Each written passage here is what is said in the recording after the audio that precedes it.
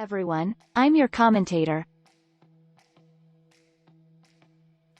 ATEC specializes in automated projects such as electronic and optical systems, LCD and PCB laser repair, and semiconductor tasks. We use AOI data to determine coordinate positions and repair metal circuit defects.